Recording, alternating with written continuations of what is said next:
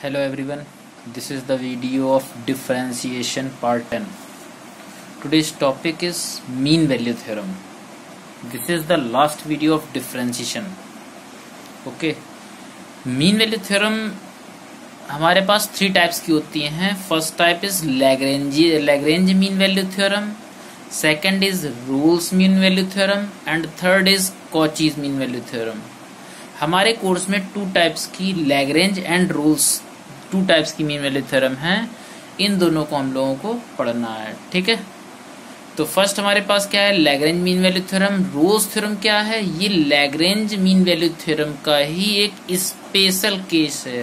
Roles की theorem हमारे पास क्या है, लैग्रेंज मीन वैल्यू थ्योरम की ही एक स्पेशल केस है. ठीक है, तो पहले लैग्रेंज मीन वैल्यू थ्योरम समझते हैं क्या होती है. स्टेटमेंट इसका पढ़ते हैं. स्टेटमेंट क्या है लैग्रेंज मीन वैल्यू थ्योरम का. स्टेटमेंट है if F is a function of x defined on closed interval a comma b. closed interval a comma b function हमको इस इंटरवल में डिफाइंड है. इंटरवल से मतलब है, इंटरवल के बाहर फंक्शन कैसा है कोई मतलब नहीं है. इस इंटरवल के अंदर फंक्शन हमारा डिफाइंड है, मींस है.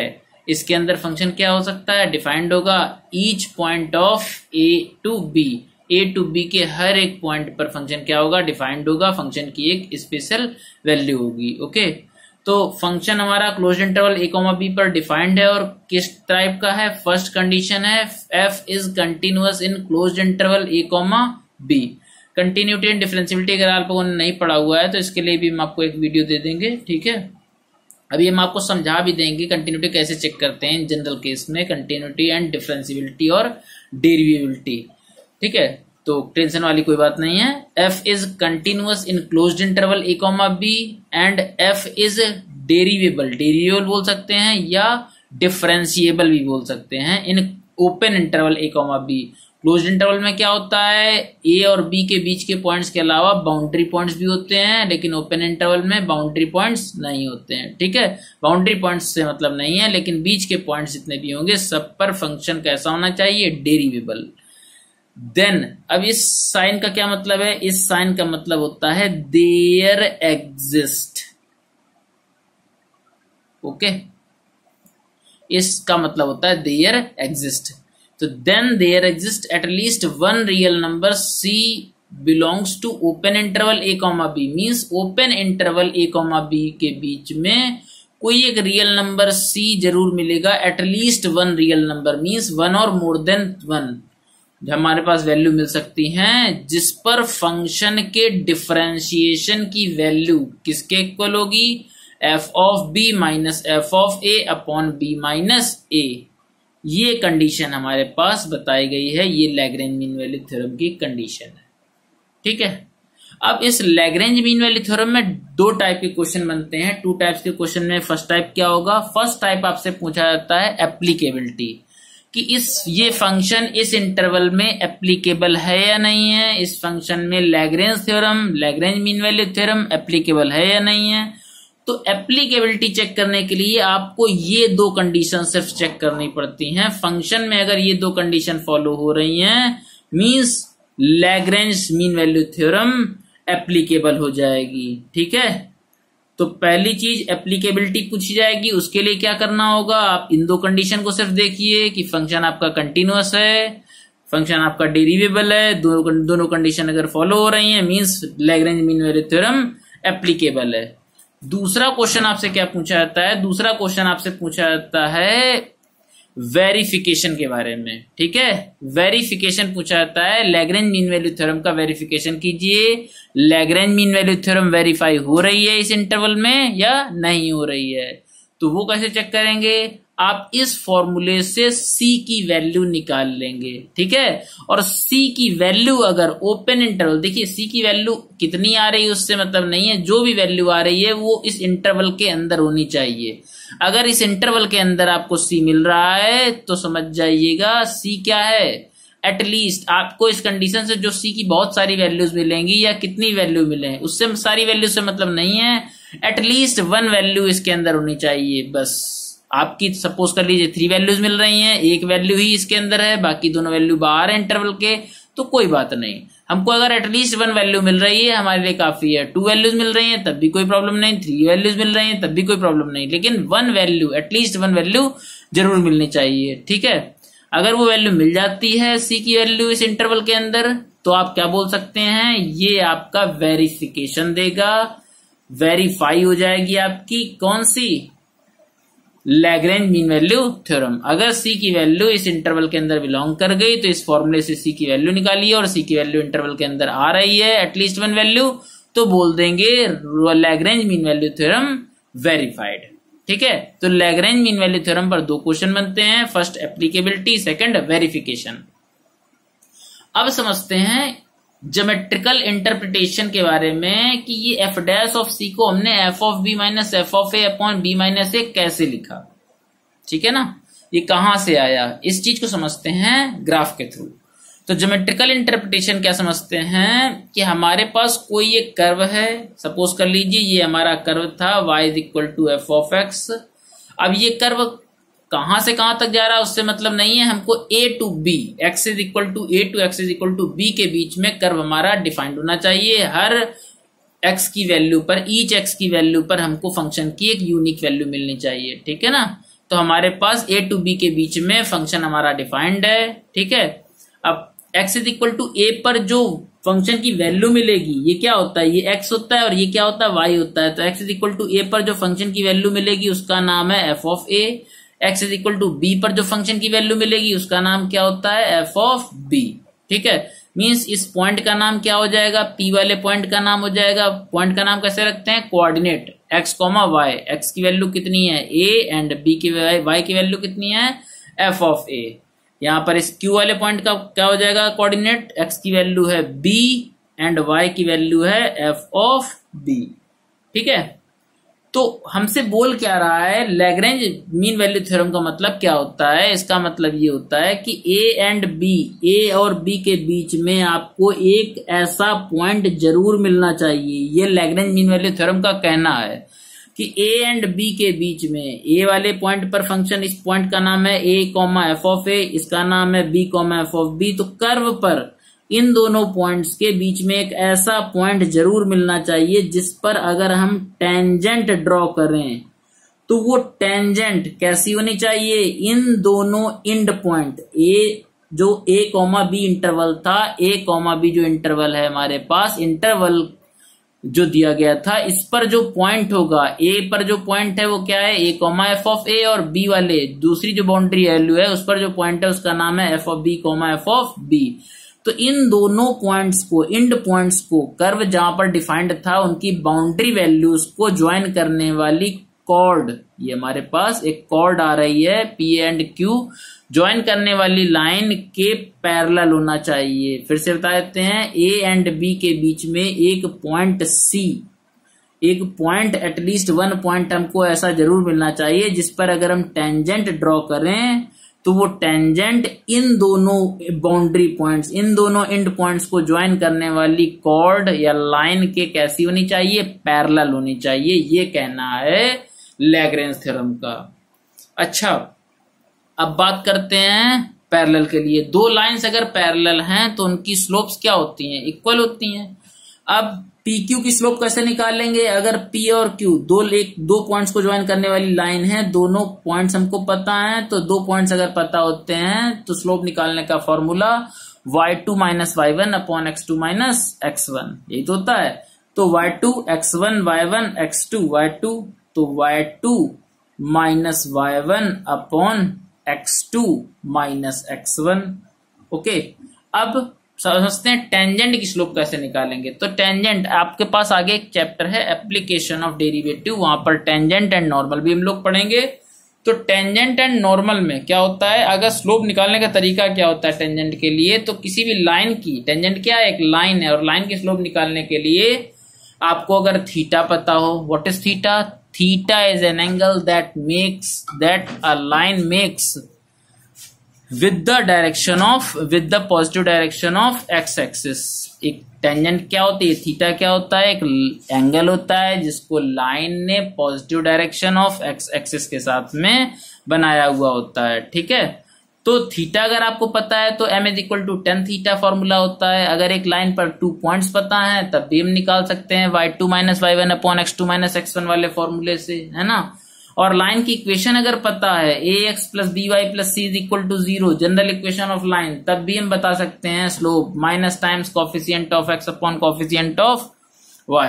बट हमारे पास अगर कर्व की इक्वेशन दिया हो, ठीक है ना, और वो पॉइंट दिया हो, तो उस पॉइंट पर कर्व के एक कर्व पर कितनी टेंजेंट आप ड्रॉ कर सकते हो। एक कर्व पर आप जितने पॉइंट्स होते हैं, इनफाइनाइट नंबर ऑफ पॉइंट्स होते हैं, तो आप infinite number of tangent draw कर सकते हो।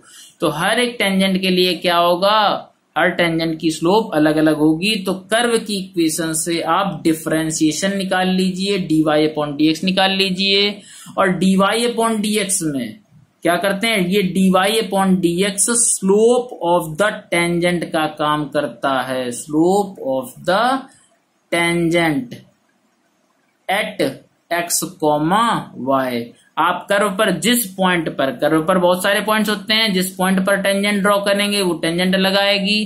तो जिस भी पॉइंट्स पर आपने टेंजेंट ड्रॉ की है उसकी स्लोप चाहिए, तो इस पॉइंट को dy अपॉन dx में रख दीजिए। जो भी dy अपॉन dx की वैल्यू आई है, सपोज कीजिए पॉइंट हमारे पास 1,2 है, तो 1,2 dy अपॉन dx की वैल्यू पर रखेंगे, तो हमारे पास 1,2 पर जो भी टेंजेंट ड्रॉ हुई है उसकी स्लोप आ जाएगी। ठीक है, तो जो भी आप पॉइंट चेंज करते जाइए, स्लोप चेंज होती जाएगी लाइन की, मींस टेंजेंट की स्लोप आपकी आती जाएगी अलग अलग। तो क्या करना है, ये फंक्शन है y equal to F of X, इसका डिफरेंशिएशन क्या होता है, एफ डैश ऑफ एक्स। ये हमारे पास स्लोप लिखी हुई है, किस पॉइंट पर चाहिए, सी पॉइंट पर, इस कर्व पर। अगर इस पॉइंट कर्व पर इस पॉइंट को देखें तो क्या नाम होगा, सी कॉमा y की वैल्यू कितनी आएगी, जब यहाँ सी रखेंगे तो एफ ऑफ सी। तो वो पॉइंट कौन है कर्व पर, सी कॉमा एफ ऑफ सी, जिस पर हमने टेंजेंट ड्रॉ की है। और वो टेंजेंट इंड पॉइंट को ज्वाइन करने वाली कॉर्ड के कैसी है, पैरेलल है। तो दोनों की स्लोप इक्वल होगी। तो इस पॉइंट पर जो टेंजेंट ड्रॉ हुई है उसकी स्लोप कैसे निकालेंगे, तो कर्व से, कर्व का डिफरेंशिएशन किया, कर्व से dy अपॉन dx निकाला, कितना आया एफ डैश ऑफ एक्स। और उस पॉइंट को रखेंगे, भाई अगर y होता तो y भी रखते, अभी हमारे पास सिर्फ एफ डैश ऑफ एक्स है, x की वैल्यू पुट करनी है, तो x की वैल्यू क्या है, c। तो एफ डैश ऑफ c क्या है, टेंजेंट की स्लोप है, टेंजेंट की स्लोप निकाल ली, और ये कॉर्ड की स्लोप ये निकाल ली है। तो एफ डैश ऑफ c किसके इक्वल आ रहा है, F of b minus F of a upon b minus a। तो यही बात हमसे बताई थी कि दोनों एंड पॉइंट के बीच में कर्व पर एक अदर पॉइंट भी, एटलीस्ट वन पॉइंट ऐसा जरूर मिलेगा, और भी पॉइंट्स मिल सकते हैं जिन पर टेंजेंट अगर ड्रॉ करें तो वो इस कॉर्ड के, इंड पॉइंट को जो ज्वाइन करने वाली कॉर्ड के पैरेलल होगी। वो टेंजेंट क्या होगी, इस कॉर्ड के पैरेलल होगी। तो इस कॉर्ड के पैरेलल और भी टेंजेंट मिल सकती हैं, ठीक है, हो सकता है एक ही मिले, हो सकता है मोर देन वन मिले, तो जितने मिले, लेकिन एटलीस्ट वन आपको जरूर मिलेगी, ये लैग्रेंज का कहना है। ठीक है, तो लैग्रेंज ने ये बात बताई थी, इसी से ये हमने फॉर्मूला ऊपर लिखा हुआ था, F dash of C equal to F of B minus F of A upon B minus A. ठीक है, तो ये जो ज्योमेट्रिकल इंटरप्रिटेशन था उसके लिए एक रिजल्ट है। Lagrange mean value theorem asserts that there is at least one point lying between P and Q end point, ठीक है, such that the tangent at which is parallel to the chord PQ। Okay, तो ये आपका पूरा था Lagrange mean value theorem. हमने आपको बताया था रोले की थ्योरम क्या है, रोले की थ्योरम कुछ अलग नहीं है, यही आपकी लैग्रेंज मीन वैल्यू थ्योरम में एक स्पेशल केस बढ़ाया जाएगा। लैग्रेंज मीन वैल्यू थ्योरम का एक स्पेशल केस है जिसे हम लोग रोल्स थ्योरम बोलते हैं। उसमें क्या कर लिया जाता है, मिस्टर रोले ने क्या किया था, उन्होंने कहा था अगर एंड पॉइंट पर जो फंक्शनल वैल्यूज हैं वो अगर इक्वल कर दी जाएं, तब फंक्शन के डिफरेंशिएशन की वैल्यू उस पॉइंट पर क्या हो जाएगी। अरे जब दोनों की फंक्शनल वैल्यू इक्वल हो जाएंगी, ए एंड बी पर जो फंक्शनल वैल्यू है F of A and F of B अगर इक्वल हो गई, तो एफ डैश ऑफ सी किसके इक्वल हो जाएगा, दोनों इक्वल हैं तो सेम टू सेम है, जीरो आ जाएगा, zero upon something zero means F dash of C किसके इक्वल आ जाएगा, जीरो के इक्वल आ जाएगा। ये बात किसने बताई है, मिस्टर रोले ने। देख लीजिए पूरा स्टेटमेंट आपको सेम टू सेम मिलेगा, वही स्टेटमेंट लिखा हुआ है। रोले की थ्योरम के लिए स्टेटमेंट क्या है, if F is a function of X defined on closed interval A comma B such that f is continuous in closed interval a comma b, f is derivable in open interval a comma b, and third condition जो mister रोले ने add की है, f of a is equal to f of b, जो आपके end point थे, boundary point थे, इन पर functional value भी अगर इक्वल हो, then there exists at least one real number c belongs to open interval a comma b such that f dash of c is equal to क्या आ जाएगा, f of a and f of b अगर equal है तो f dash of c कितना आ जाएगा, 0 के equal आ जाएगा। जो कंडीशन आपकी लैग्रेंज थ्योरम में थी वही रोल्स थ्योरम में भी है। यहाँ भी दो क्वेश्चन पूछे जाएंगे। पहला क्वेश्चन एप्लीकेबिलिटी के बारे में। एप्लीकेबिलिटी अगर आपको चेक करनी है तो इन दोनों कंडीशन को चेक कीजिए, दोनों कंडीशन फॉलो हो रही है, मींस एप्लीकेबल है roles theorem. And second thing verification. Verification कहां से पता लगेगा, सी की वैल्यू यहां से निकालिए और जो भी सी की वैल्यू आती है अगर वो इंटरवल के अंदर आ रही है, means at least one value, then आप बोल सकते हैं आपकी रोल्स थ्योरम वेरीफाइड है। तो वेरिफिकेशन आपका यहां से प्रूफ होगा। ज्योमेट्रिकल इंटरप्रिटेशन देख लेते हैं। मिस्टर रोले का क्या कहना था। रोले का कहना था, जो उन्होंने एक नई बात बताई थी अपने लिए, हालांकि कुछ नया नहीं है, कि आपको P एंड Q, जो आपको A एंड B पर फंक्शनल वैल्यू अगर इक्वल हैं तो f of A and f of B इस बार हमारा इक्वल है। तो कह रहा था एक पॉइंट कर्व पर जरूर मिलेगा। इस पॉइंट का नाम क्या हो जाएगा, A comma f of A। इसका नाम क्या हो जाएगा, B comma f of B। तो इस पॉइंट का नाम C comma f of C। अगर x की वैल्यू C है तो फंक्शनल वैल्यू क्या हो जाएगी, f ऑफ C। हमारे कर्व का नाम है y is equal to f of x। तो कह रहे हैं एक पॉइंट C जरूर मिलेगा ऐसा P एंड Q के बीच में, जिस पर अगर टेंजेंट ड्रॉ करें लैग्रेंज थ्योरम से, टेंजेंट अगर ड्रॉ करते हैं तो वो इन दोनों पॉइंट को ज्वाइन करने वाली लाइन के कैसी होगी, पैरेलल होगी, है ना। अब इन दोनों पॉइंट को ज्वाइन करने वाली जो लाइन होगी, since f of a is equal to f of b, then PQ is parallel to x axis. अगर दोनों f of a and f of b equal हैं तो PQ किसके पैरेलल होगा, x एक्सिस के।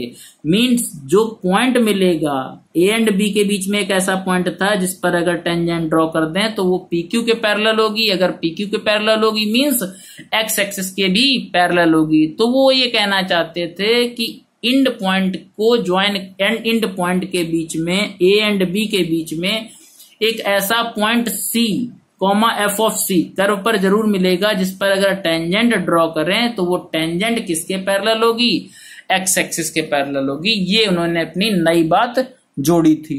ठीक है, तो इसका स्टेटमेंट क्या है ये देख लीजिए। इसके लिए रिजल्ट जो ज्योमेट्रिकल इंटरप्रिटेशन है, Rolle's theorem asserts that there is at least one point lying between P and Q such that the tangent at which is parallel to x axis।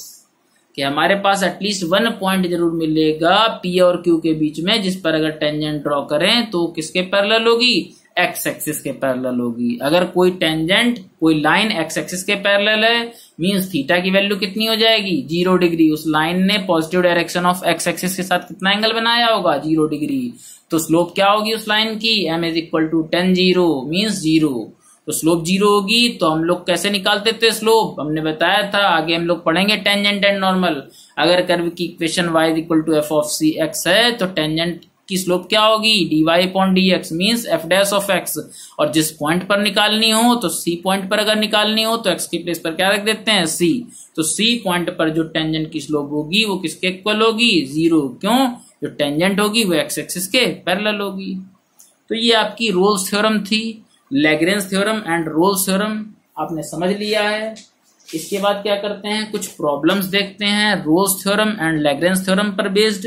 ठीक है, तो पहली प्रॉब्लम हमारे पास है, if f of x is equal to लिखा है x square plus x minus 6 इन -3,2। ठीक है, ये इंटरवल भी आपको दे दिया गया है, बोला गया है वेरीफाई रोल्स थ्योरम। रोले की थ्योरम आपको क्या करनी है, वेरीफाई करनी है। तो वेरीफाई करने के लिए क्या करना होगा, अब आप सीख लीजिए थोड़ा सा। इस क्वेश्चन से पहले याद कर लीजिए थोड़ी कुछ चीजें, जैसे मॉड x के बारे में। मॉड x मॉडुलस फंक्शन क्या होता है, -x when x is less than 0 plus x when x is greater than और इक्वल टू 0।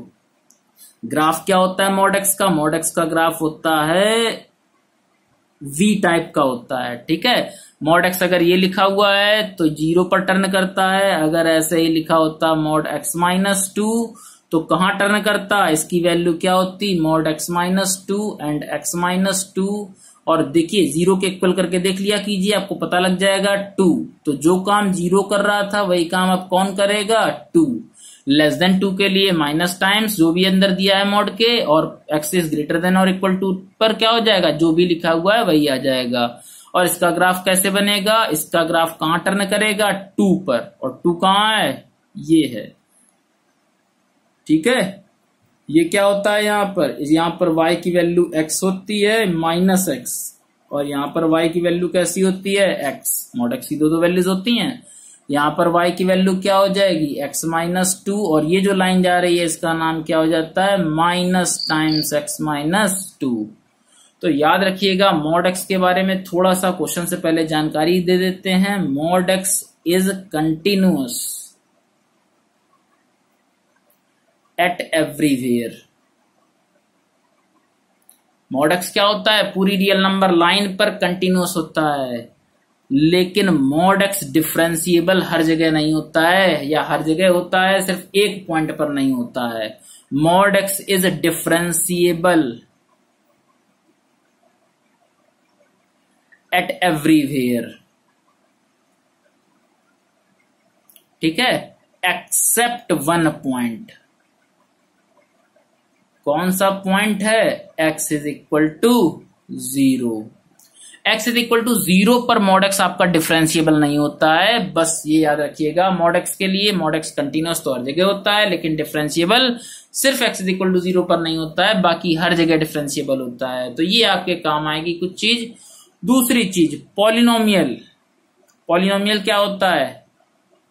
पॉलिनोमियल आपका पॉलिनोमियल बताते हैं भी क्या होता है? ax to the power n a0 plus a1 x to the power n minus 1 plus a2 x to the power n minus 2, चलते चलते लास्ट में कांस्टेंट बचेगा। तो इस टाइप का अगर कुछ भी आपको फंक्शन दिया हुआ है, ठीक है ना, तो ये आपका पॉलिनोमियल है। और पॉलिनोमियल क्या होता है? पॉलिनोमियल आपका पूरी रियल नंबर लाइन पर क्या होता है? कंटिन्यूअस भी होता है एंड डिफरेंशिएबल भी होता है। जब पूरी रियल नंबर लाइन पर कंटिन्यूअस होगा एंड डिफरेंशिएबल होगा, तो जिस इंटरवल के बारे में बात कर रहा होगा रियल नंबर लाइन का ही कुछ पार्ट होगा, कोई सबसेट होगा, तो उस इंटरवल में फंक्शन जरूर कंटिन्यूअस एंड डिफरेंशिएबल होगा। तो polynomial is continuous and differentiable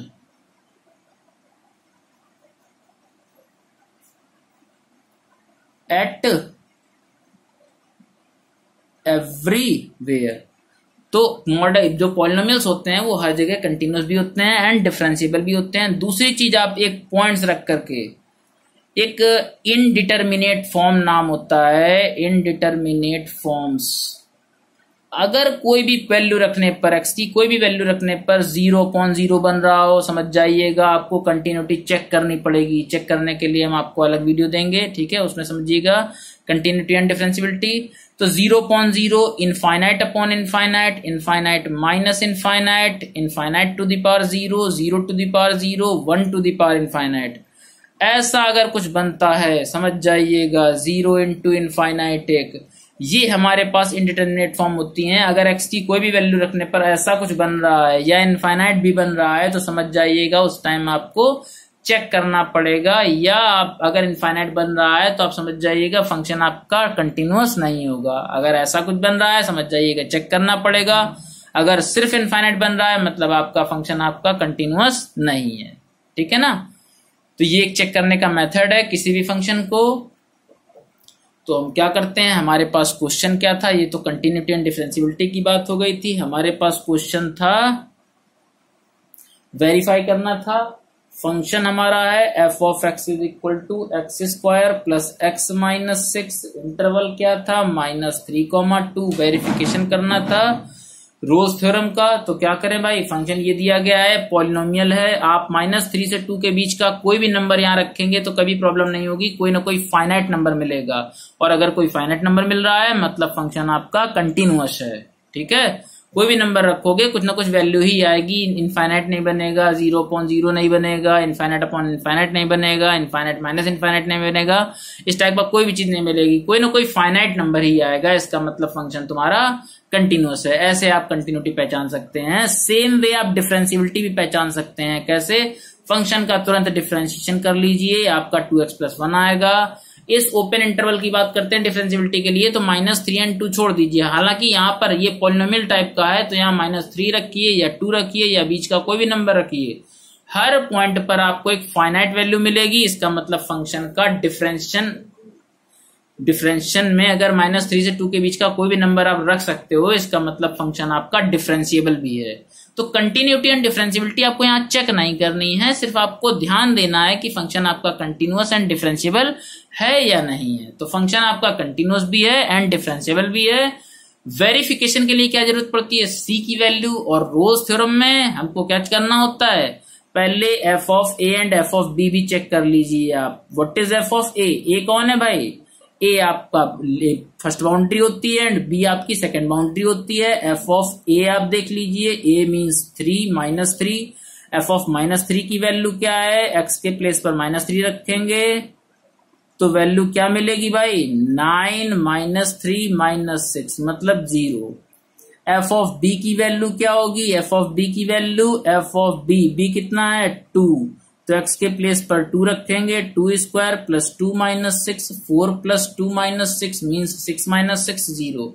तो आप देख लीजिए बाउंड्री पॉइंट पर फंक्शन, देखिए फंक्शन कंटिन्यूअस भी है, डिफरेंशिएबल भी है और बाउंड्री पॉइंट्स पर फंक्शनल वैल्यू भी इक्वल है। ठीक है ना, तो कोई डाउट नहीं है। क्या करना है, f' ऑफ c की वैल्यू अगर 0 के इक्वल करें तो वहां से जो भी c की वैल्यू आनी चाहिए वो हमारी इस इंटरवल के बीच में होनी चाहिए, मतलब एटलीस्ट 1 वैल्यू हमारी इस इंटरवल के बीच में अगर हो गई तो हम बोल देंगे रोल्स थ्योरम वेरीफाइड। तो if f' of c is equal to 0, what is f' of c, f' of x is equal to 2x+1, then f' of c is equal to 2c+1 is equal to 0। तो c की value कितनी आ रही है, -1/2। क्या -3 से 2 के बीच में है, तो आप लाइन बना के चेक कर लिया कीजिए, -1 -2 -3 एंड 2 कहां पर होता है, ये होता है -3 और 2 के बीच में, ये 0 होता है, ये -1, यहाँ कहीं -1/2 होता है। तो आराम से आपको दिख रहा है ये हमारा ओपन इंटरवल -3 से 2 के बीच में आ रहा है। इसका मतलब हम क्या लिख सकते हैं, रोल्स थ्योरम वेरीफाइड। ठीक है, तो फर्स्ट क्वेश्चन आपका हो गया है। एक सेकंड क्वेश्चन देखते हैं, लैग्रेंज थ्योरम के वेरिफिकेशन की बात करते हैं।